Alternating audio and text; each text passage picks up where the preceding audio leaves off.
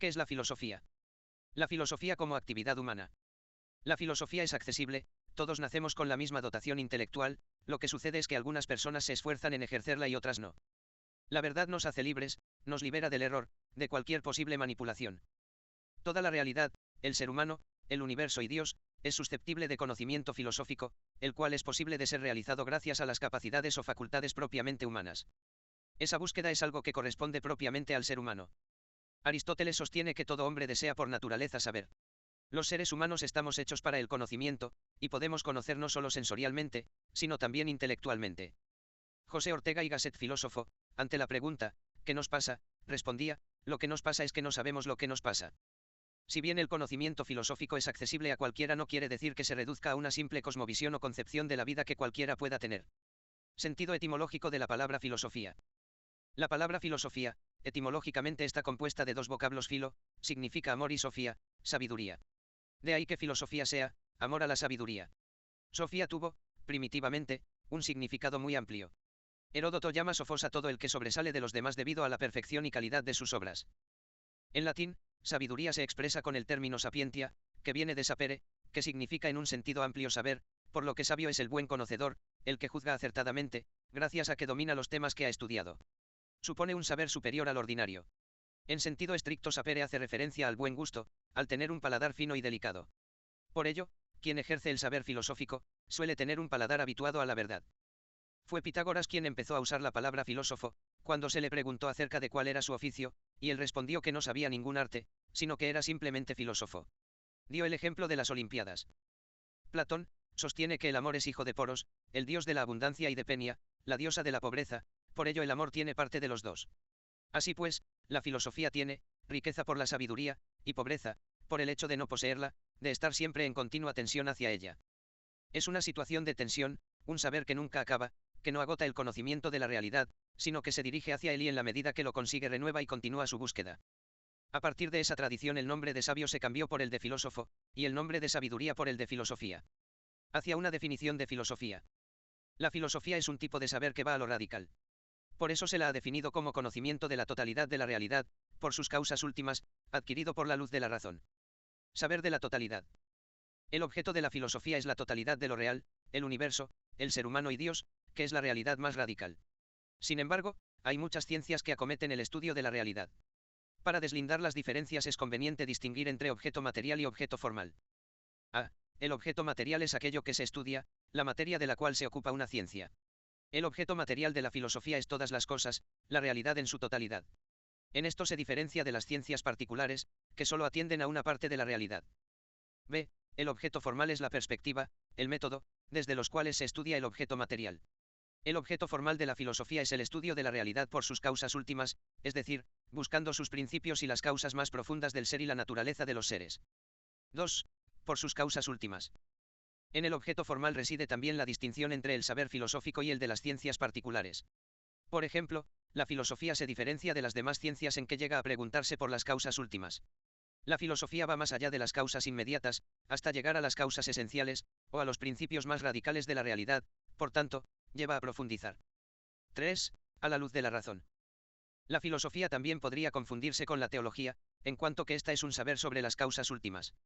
La diferencia está en que la filosofía procede según la luz de la razón. En cambio, la teología es un saber que se basa en el dato revelado, es decir, en la fe sobrenatural. Lo cual no quiere decir que su fundamento sea irracional, sino suprarracional, por encima de lo racional. La filosofía es por ello un saber natural, a diferencia de la fe que es un saber sobrenatural. Filosofía y concepción del universo. Cada persona tiene una concepción de la realidad, del hombre, de Dios, y del mundo, cada uno tiene su filosofía, su visión del mundo, más o menos consistente, profunda y verdadera. Las teorías científicas, políticas, etc., tienen también bases filosóficas. En la vida diaria es frecuente escuchar hablar de la filosofía que orienta una empresa, institución, partido político, etc., y también se hacen referencias a la filosofía de una persona o que todo ser humano es un filósofo. En definitiva, cualquier actividad que tenga fines y medios supone una concepción de la realidad, del ser humano, y de su finalidad. Sin embargo, lo importante es tratar de someter la propia filosofía a un atento examen para ver si está o no correctamente fundamentada. Por ello, el estudio ordenado, sistemático y fundamentado de la filosofía es muy recomendable para tener una visión radical de la realidad y también proporciona suficiente criterio para saber discernir los aciertos y errores de las ideas predominantes en los ámbitos científicos, culturales y sociales. Por otra parte, la filosofía debe entrar en diálogo con las diferentes ciencias. Para esto hay que disponerse a mucho estudio y a un continuo diálogo, lo cual se sostiene en un constante esfuerzo. Tal como sucede en cualquier saber especializado, en filosofía solo se adquiere una adecuada perspectiva cuando se ha llegado a un cierto nivel de conocimientos. El acceso a los temas, autores y terminología filosóficos son paulatinos y comporta dificultades. Esta dificultad se hace mayor cuando la filosofía versa sobre la ciencia, psicología, arte, etc. En estos casos se requiere una reflexión sobre conocimientos proporcionados por otras ciencias, de las cuales se debe tener un conocimiento o base suficiente, de lo contrario, la pretensión de la filosofía de iluminar esas ciencias queda desautorizada. La admiración y el encuentro con la verdad. Es posible preguntarnos sobre el origen de la filosofía, así también, poder circunscribirla, como una instancia del ser humano, sin tiempo ni espacio, y por otro lado, hacer mención de su origen histórico. El origen del filosofar, la admiración o el asombro. Muchos de los grandes filósofos están de acuerdo en que el comienzo de la filosofía es la admiración. Todos ellos empezaron a hacer filosofía admirándose. ¿Pero qué es la admiración? Podemos decir, en primer lugar, que en cierta manera la admiración es una especie de deshabituación, un salir de lo acostumbrado. A la deshabituación. Nos acostumbramos a ver la realidad como la vemos. Nacemos y de pequeños se nos presenta el mundo progresivamente, nuestros padres y maestros nos muestran el universo. Ve el arte de saber preguntar. La admiración requiere una cierta deshabituación. Cuando uno se sale de los conocimientos habituales es porque estos no le bastan para contestar sus interrogantes. Por ello, la deshabituación de la admiración requiere una actitud de serena insatisfacción. Según esto, el filósofo es un insatisfecho, en el sentido de tener una gran capacidad de pregunta. Según Aristóteles, es indigno del ser humano no acceder a un conocimiento del que es capaz. Uno no puede instalarse en los conocimientos obtenidos. El verdadero filósofo no se instala jamás. La inquietud por la verdad aprendido una vez en su interior y una vez que se ha gustado de la verdad no se la puede dejar ya más. C. La docta ignorancia. Según la tradición socrática, si se vive bien el momento de la deshabituación, se da lugar a la llamada docta ignorancia, que es tal porque todavía no ha alcanzado la verdad y es docta porque sabe que ignora, y por tanto ya sabe algo. El verdaderamente ignorante es aquel que no sabe que lo es. Solo sé que nada sé. D. El descubrimiento de la verdad. Si uno afronta la situación de ignorancia, entonces se da paso al segundo momento de la admiración, la búsqueda y el descubrimiento de la verdad. El ocio filosófico y la vida actual. Plantearse en profundidad la verdad, requiere un cierto ocio, es decir, hacer un paréntesis en la vida de negocio, no ocio. Normalmente la vida práctica puede absorbernos de tal modo que apenas tengamos tiempo para admirarnos, investigar y alcanzar la verdad. A veces un hombre de acción dice, no me expliques el por qué, dime qué hago. A veces sea pensando que lo más importante no es conocer las cosas sino transformarlas. Sin embargo, ¿cómo se puede transformar algo que no se conoce? Insistimos que para transformar cualquier cosa, lo primero que se necesita es saber cómo es, de lo contrario, se puede dar lugar a consecuencias dañinas que no se habían previsto. De ahí que lo primero que se le pide a alguien que va a actuar es que sepa. El desprendimiento de las cosas urgentes es la condición para filosofar. Para pensar es menester detenerse, pararse. La admiración y el filosofar constituyen así una especie de privilegio en un ser humano. Pero también es un requerimiento de su naturaleza humana que es racional. No es humano vivir sin verdad. La ignorancia es un gran mal para el hombre. El filosofar requiere, de parte nuestra, una cierta disposición interior.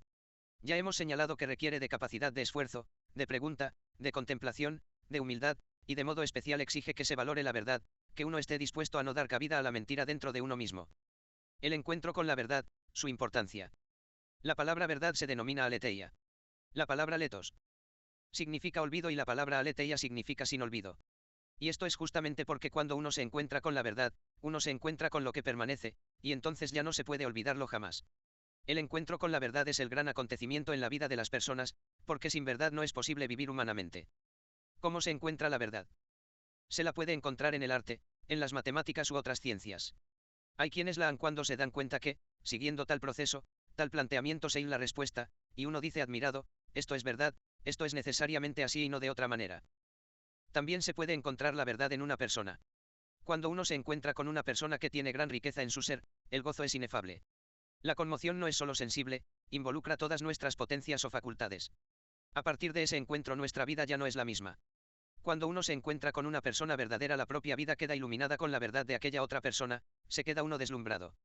Y uno se centra en aquella persona, en quien encuentra puntos de referencia seguros. Esto sucede en el amor humano, pero más aún y de modo muy intenso cuando uno descubre a la persona divina, a Dios. Lo mismo ocurre con el encuentro de la verdad en la filosofía. Se produce entonces un deslumbramiento, un gozo que llena toda la vida. La actividad filosófica es un modo de alcanzar la verdad, la cual es muy necesaria en la vida humana, y es capaz de constituir el entramado de toda una vida. Sin verdad el hombre no es propiamente persona. Una persona sin verdad no tiene una vida con dignidad, ni con continuidad, ni con sentido. Origen histórico de la filosofía. Por lo general los filósofos griegos han considerado que la filosofía nace con Tales de Mileto allá por el siglo VII AC, pero no se consideraba necesario explicar cómo se había producido ese surgimiento de una nueva forma de pensamiento. Nos vamos a centrar en las explicaciones de historiadores del siglo XX, de las que destacamos.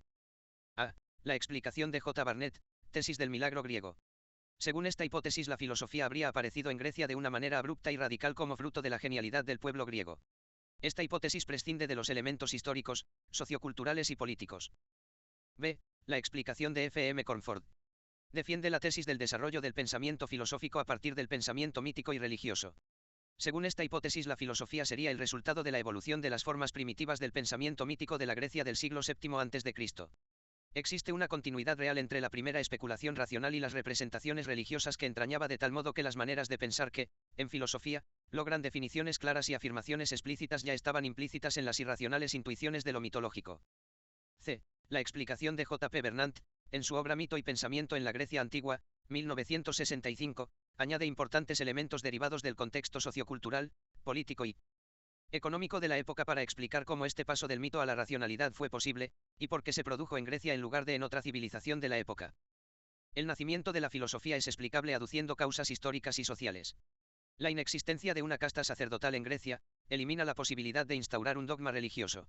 La expansión de la ciudad, correlativamente al auge económico derivado del comercio fundamentalmente, supone el advenimiento del ciudadano, circunstancia paralela al nacimiento y desarrollo de la filosofía.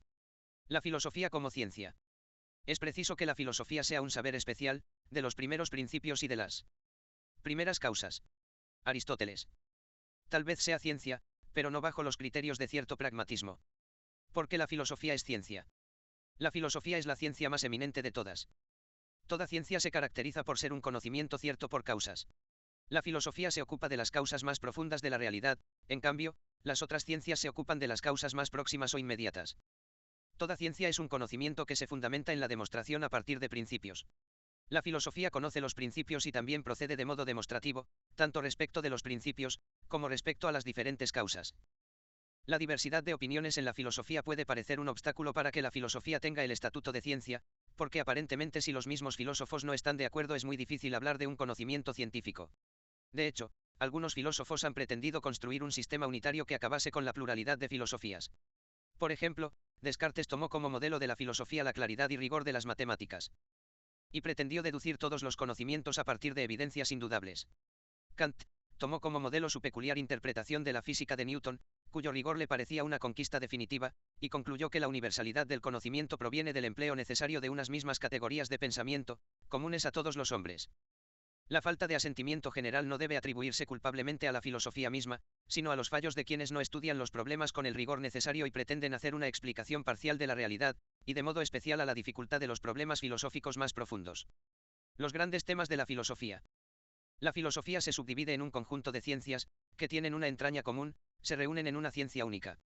Por tanto, cuando se habla en singular de la filosofía tenemos que tener presente que con ese término se denomina a un conjunto de diversas disciplinas que tienen un enfoque básico común, el estudio de la realidad a la luz de las últimas causas. Podemos considerar el siguiente esquema, siguiendo la sugerencia aristotélica. Filosofía primera, metafísica, filosofía de la naturaleza, antropología, teología natural. Teoría del conocimiento.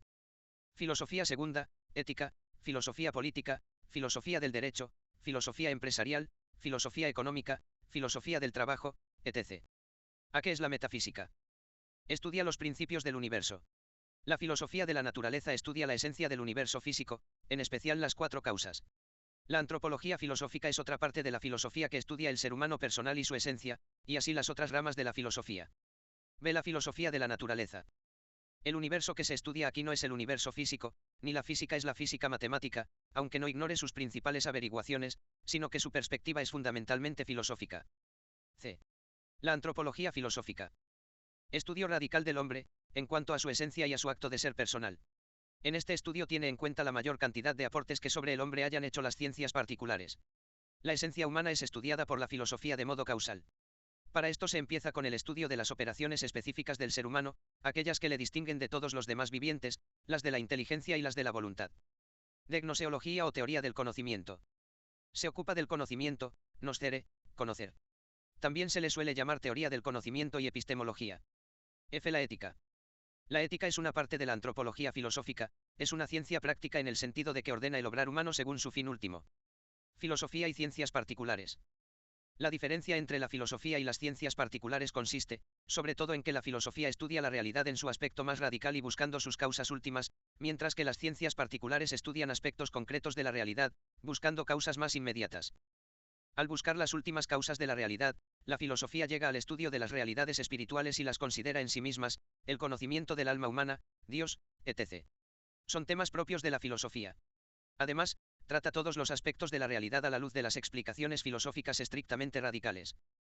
Respecto al cientificismo optimista de los siglos XVIII y XIX, que veía en las ciencias la solución de todos los problemas humanos, el cientificismo reciente suele ser pesimista, exagerando los límites de la ciencia, pero incluso extrapolándolos a todo el conocimiento humano, afirmando que nunca se puede llegar a conocer con certeza ninguna verdad. Karl Popper. Puede hablarse también de un cientificismo respecto a las ciencias humanas.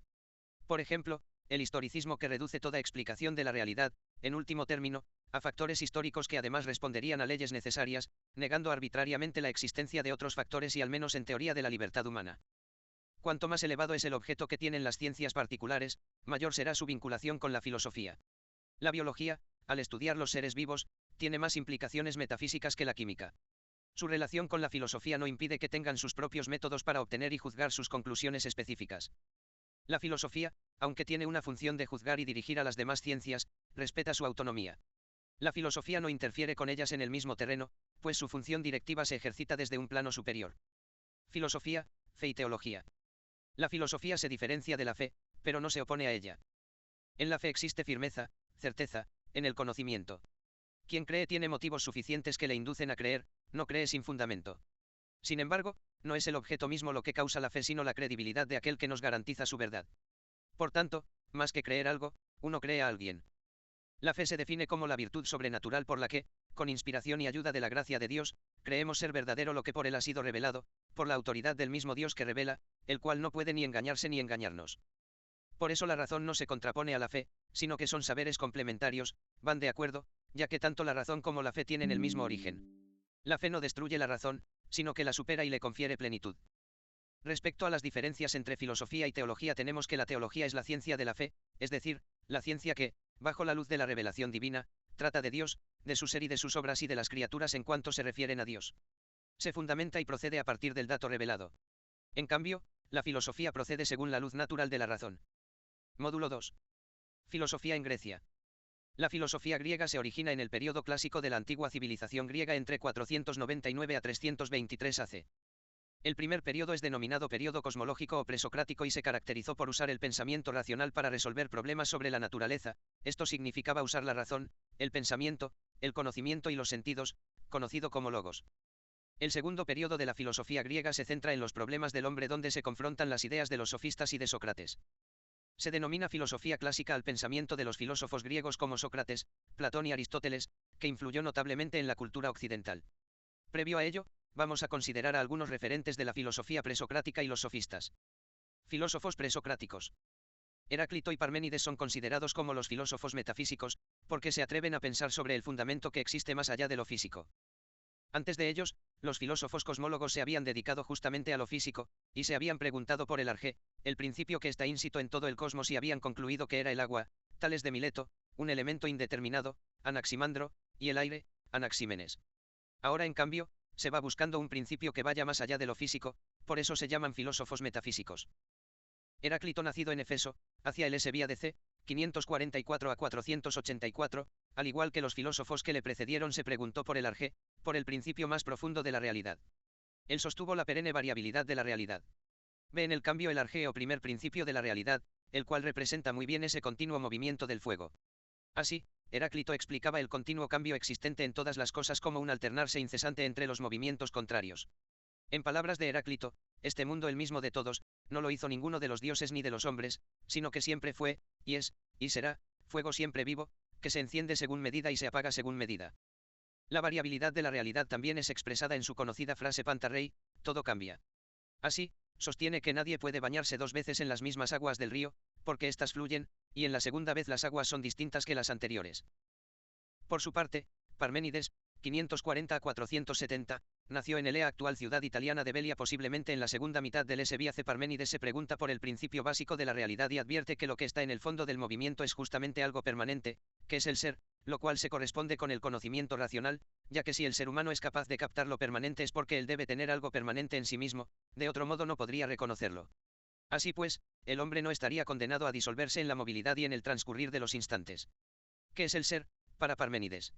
Es el ser que todas las cosas presentan, tiene un significado unívoco, todas las cosas son, tienen el ser. Lo resaltante del pensamiento de Parménides es que lo primordial es el ser y este se corresponde con el pensar. Los sofistas. A el surgimiento de la sofística hacia el siglo V hacia Atenas, experimentaba una situación muy peculiar que lleva a centrar el pensamiento en torno a una realidad peculiar, el hombre. Esta situación se debía en gran parte a los acontecimientos históricos sociales de aquel entonces. Esto los llevó a continuos cambios en el gobierno de la ciudad, en la desesperación se impuso la tiranía, que pretendía ser la solución a la crisis, pero los ciudadanos no resistían por mucho tiempo un gobierno de esa índole e instauraban de nuevo el régimen democrático. En este ambiente crítico, de confusión, caos e inseguridad, surgen los sofistas dispuestos a ocuparse de los llamados asuntos humanos, eran maestros de retórica que enseñaban el arte de la persuasión para hacer valer sus propuestas. Los sofistas se constituyeron, entonces, en hábiles maestros dedicados a la enseñanza de la retórica y dialéctica, es decir, del arte de exponer, defender y persuadir públicamente, y lo que al principio era una labor desinteresada, después se convirtió en una actividad mercantil. B. Características de los sofistas. Se pueden señalar las siguientes. 1. La sofística no designa una doctrina concreta, sino una manera de enseñar. 2. El principal valor para el sofista es la erudición, que pone al hombre en posesión de todos los conocimientos útiles a su objeto, y el virtuosismo, que le permite escoger sus temas con oportunidad y presentarlos de modo atrayente. 3. La característica esencial de los sofistas es, por una parte, ser técnicos que conocen y enseñan todos los saberes útiles al hombre, y por otra parte, los maestros de la retórica, que enseñan a captarse la simpatía del auditorio. 4. Son indiferentes a las investigaciones físicas o del cosmos, por considerarlas inútiles. 5. Pero el lenguaje es una técnica que requiere mucha ética porque es fácil caer en la tentación de obtener resultados sin tener en cuenta la verdad. 6. Las consecuencias éticas a las que llegan es que los principios de actuación no se deben fundamentar en leyes naturales sino en convenciones sociales variables. 7. Por esto la sofística ha sido criticada duramente. Sin embargo, cuenta entre sus méritos el despertar a los asuntos humanos. Sócrates y la mayéutica. No dejó escrito nada, sus discípulos han escrito el legado socrático. Sócrates inicia el periodo llamado humanístico. El hombre ocupa el puesto central en la filosofía de Sócrates. El redescubrimiento de la verdad, porque sin verdad el hombre no es tal. En el juicio injusto que por impiedad le siguieron a Sócrates, se le hace la propuesta que escapa la condena de muerte, y que huya al destierro. Sócrates no acepta esta propuesta. Ve el método socrático, la mayéutica, parto, dar a luz la verdad. El método de Sócrates consiste en la interrogación. Consta de 2 fases o momentos. 1. Se muestra la ignorancia del interlocutor, y se llama ironía. La ironía socrática trae en consecuencia la llamada docta ignorancia, es docta porque es sabia, reconoce que no sabe. 2. La mayéutica, mediante preguntas graduadas, que obligan a discurrir por sí mismo, se va alumbrando la verdad. Si esto se llega a alcanzar se obtiene el descubrimiento, aletheia, no oculto la teoría del conocimiento y la ética. Sócrates llama la atención sobre el conocimiento, se ha preocupado del problema lógico y metódico de cómo llegar a un saber auténtico y seguro, pone de relieve la importancia de los actos cognoscitivos, en cuanto a que constituyen la llave que permite el acceso a la realidad. Según Aristóteles, 2 cosas se pueden atribuir a Sócrates, los razonamientos inductivos y la definición universal, y ambas se refieren al principio de la ciencia. El universal no es lo inventado o imaginado, sino que es encontrado en la misma realidad. Por esta vía supera Sócrates el relativismo y el escepticismo sofista. D. La ética socrática. Sócrates tiene que luchar contra 2 concepciones del bien, el bien como útil o utilitarismo, y el bien como lo agradable o hedonismo, placer y evitar el dolor como objetivos principales de la vida.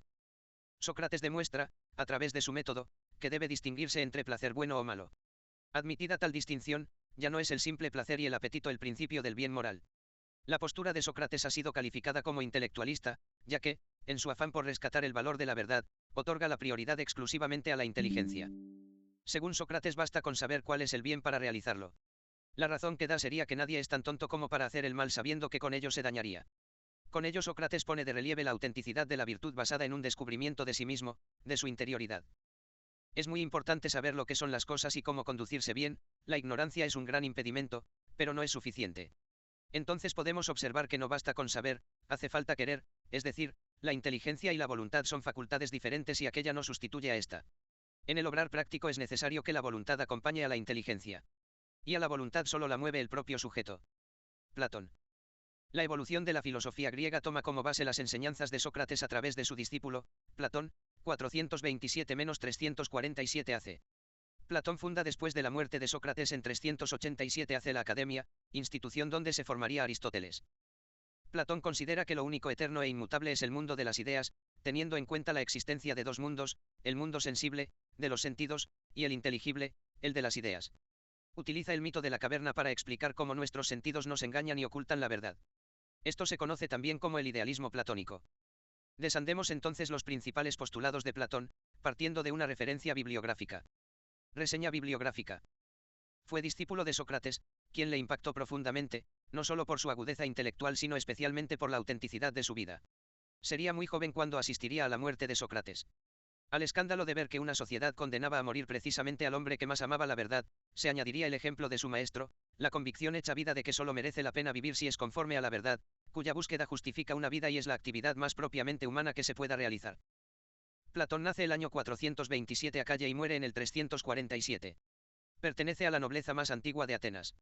Funda la Academia en el 387 la Academia. Su obra es todavía muy estudiada en la actualidad.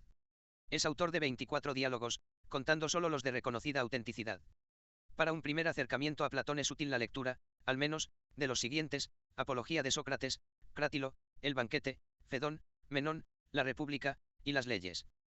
Platón supo expresar su pensamiento con la belleza del mito y de la fantasía, lo cual le permite difundir la idea de que la realidad es de tal riqueza que solo queda expresarla a través del arte, por lo que consciente también de su condición de filósofo amante de la sabiduría, huyó siempre del dogmatismo y del sistema cerrado, para atenerse a la actitud humilde del poeta que se expresa por analogías y comparaciones. Este es un gran mérito de Platón ya que después de descubrir la verdad, el problema, mejor dicho, la tarea es cómo expreso esto que he visto. Se suele decir que la claridad es la cortesía del filósofo, pero lo que se puede llegar a inteligir es a veces, sumamente rico y complejo, y a veces nos parece que nos faltan palabras para expresarlo, lo cual requiere una praxis especial para exponerlo, tratando de no desfigurar aquello que se quiere comunicar. Saberle cantar a la verdad es todo un arte y a veces es muy difícil. Otro mérito de Platón es haber sido coherente e intentado poner en práctica su filosofía moral en la vida política de aquel entonces. Esto le lleva a intervenir en los asuntos de la polis, para poner a prueba sus ideas. Después de volver a Atenas y fundar la Academia, intenta de nuevo plasmar sus ideales ético-políticos en Siracusa, esta vez a través de Dionisio II, pero vuelve a fracasar. Sin embargo, todo ello le sirvió para aprender y madurar su filosofía política. Interpretación platónica de la realidad.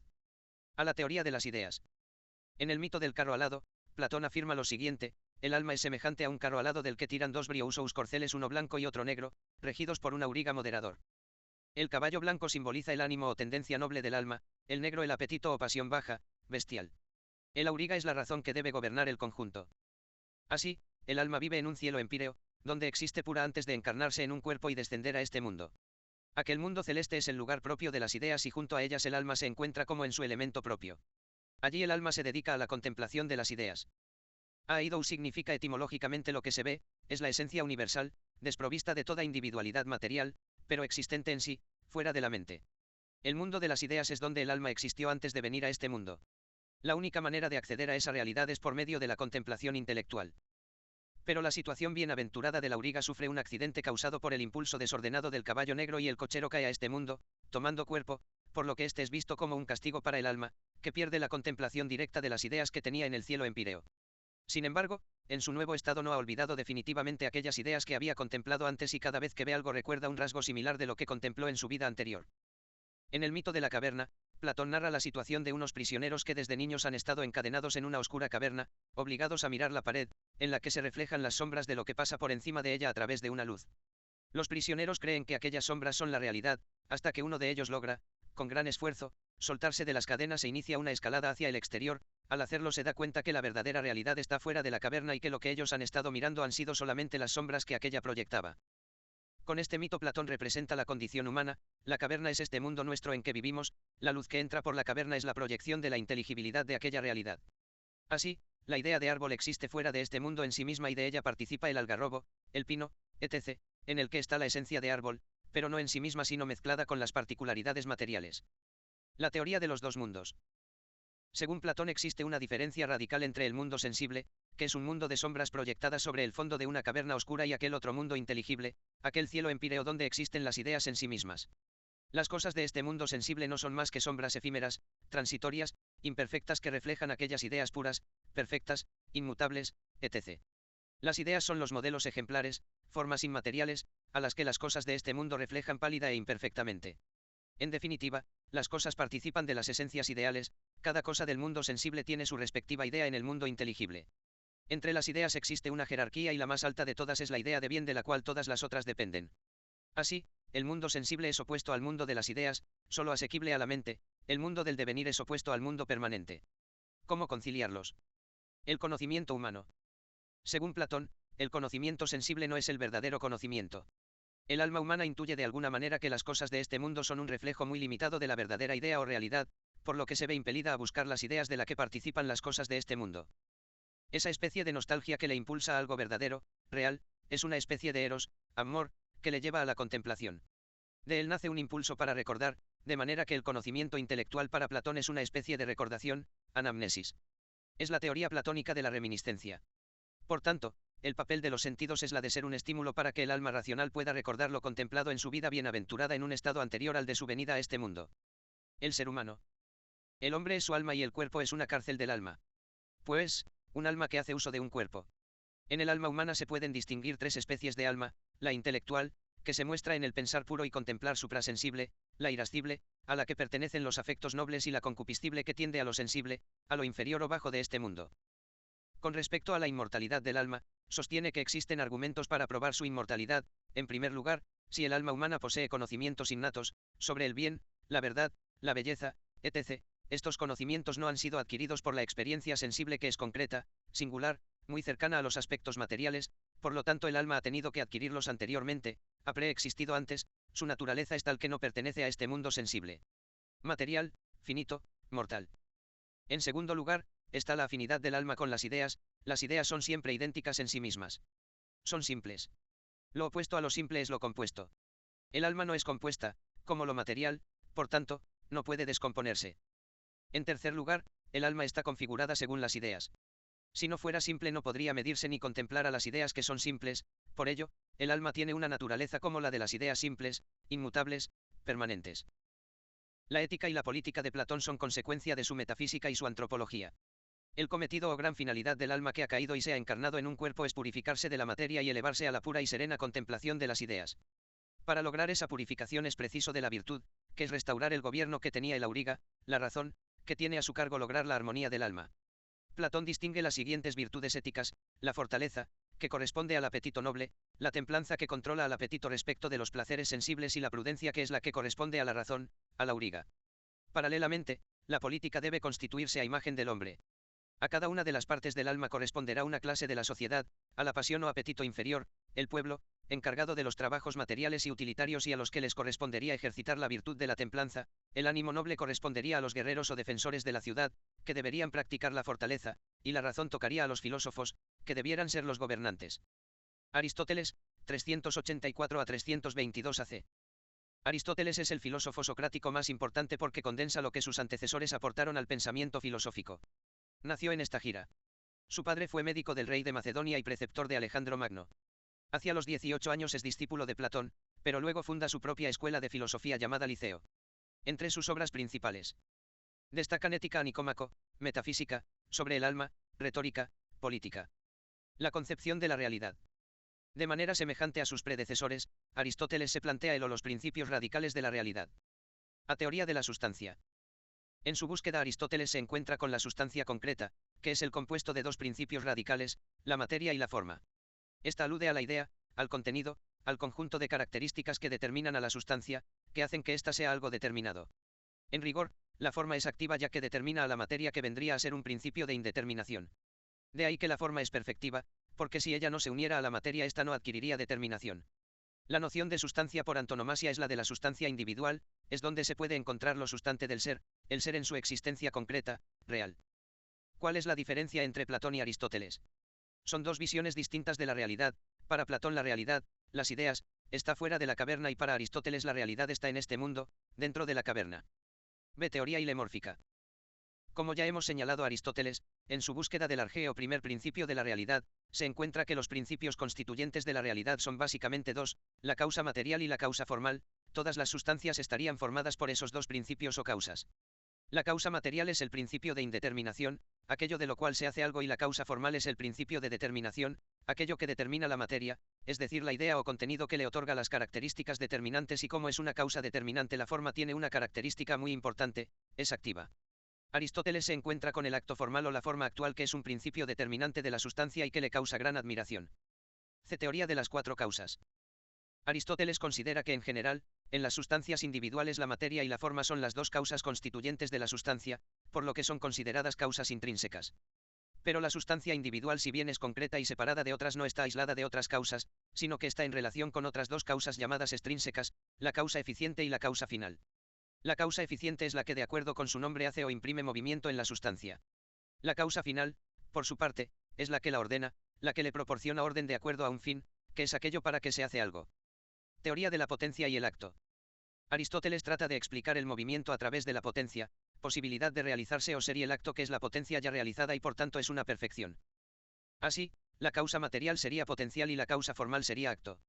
Esta teoría explica gran parte de los cambios o movimientos. Según Aristóteles, el movimiento es el paso de la potencia al acto, es el acto imperfecto de lo imperfecto. Lo perfecto no cambia porque no tiene nada potencial, no tiene ninguna falta o carencia. El dios aristotélico es el motor inmóvil, motor porque mueve a todo, inmóvil porque a él no le mueve nada ni nadie. Teoría de las categorías. Según Aristóteles, las categorías, que son nociones que atienden a los principales modos de ser de la realidad, son la sustancia y los accidentes. 1. Primera categoría, la sustancia, es la que existe en sí y no en otro. Es el sujeto en el que se insertan todas las cualidades y atributos que serían los accidentes, los cuales no existen en sí mismos sino en la sustancia. Por ejemplo, el color blanco solo existe en una sustancia, en una pared, en un folio, en un vestido, etc. 2. Accidente cualidad. 3. Accidente cantidad. 4. Accidente relación. 5. Accidente lugar. 6. Accidente tiempo. 7. Accidente situación. 8. Accidente acción. 9. Accidente pasión. 10. Accidente hábito. F. Teoría del cambio. Según Aristóteles, existen varios tipos de cambio, unos que atañen a la sustancia y otros que pertenecen a los accidentes. Entre los primeros están la generación y la corrupción, y entre los segundos están los cambios que corresponden a la cantidad, a la cualidad, al lugar, etc. El cambio sustancial es aquel en que cambia la sustancia y permanecen los accidentes. El cambio accidental es aquel en que permanece la sustancia y cambian los accidentes. Por ejemplo, cuando un bebé a través del tiempo cambia respecto a la cantidad, peso, a sus cualidades, situación, etc., pero sigue siendo el mismo. No así un cigarrillo, que cuando alguien lo fuma se convierte en unas cenizas, cambio sustancial. La antropología aristotélica.